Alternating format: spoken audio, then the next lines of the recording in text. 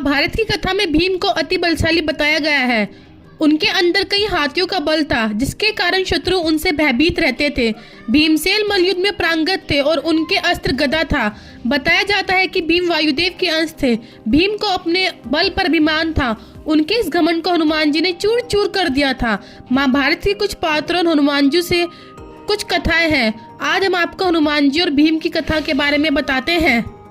हनुमान जी ने भीम को कर दिया शर्मिंदा। एक समय की बात है, द्रौपदी के कहने पर भीम कमल पुष्प लेने के लिए गंधमादन पर्वत पर स्थित कमल सरोवर के पास पहुंच गए, लेकिन उनसे पहले हनुमान जी रास्ते में लेटे हुए थे और उनकी पूंछ रास्ते को घेरे हुई थी। भीम उसे लाकर जाना नहीं चाहते थे। भीम ने हनुमान जी से कहा कि वे अपनी पूंछ को रास्ते से हटा ले ताकि वे आगे जा सके। हनुमान जी मुस्कुराते हुए भीम की बातों को अनसुना कर दिया। भीम ने फिर हनुमान जी को पूंछ हटाने के लिए कहा। भीम को यह बात ज्ञात नहीं थी कि वो वानर श्रेष्ठ हनुमान जी हैं। हनुमान जी ने कहा कि तुम बलशाली हो, खुद ही मेरी पूंछ हटा दो और आगे चले जाओ। भीम इस बात से चिढ़ गए, हनुमान जी की पूंछ हटाने लगे। पहली बार में पूंछ टस से मस न हुई। फिर भीम ने पूरी ताकत लगाकर पूंछ को हटानी चाहिए, लेकिन वो पूंछ को हिला भी न सके।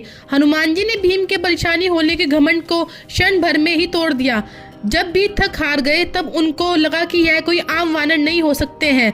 भीम ने हनुमान जी से क्षमा मांगी और अपने वास्तविक स्वरूप में दर्शन देने को कहा।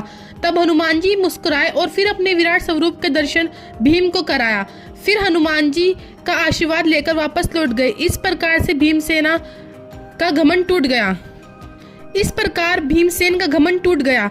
हनुमान जी ने भीम को यह आशीर्वाद दिया कि जब तुम युद्ध के मैदान में शेर की तरह आह्वान करोगे तो मेरी आवाज़ तुम्हारी आवाज़ से जुड़ जाएगी, जिससे शत्रुओं की छाती में आतंक छा जाएगा। मैं अर्जुन के रथ के झंडे पर विराजमान रहूंगा, तुम्हारी ही विजय होगी।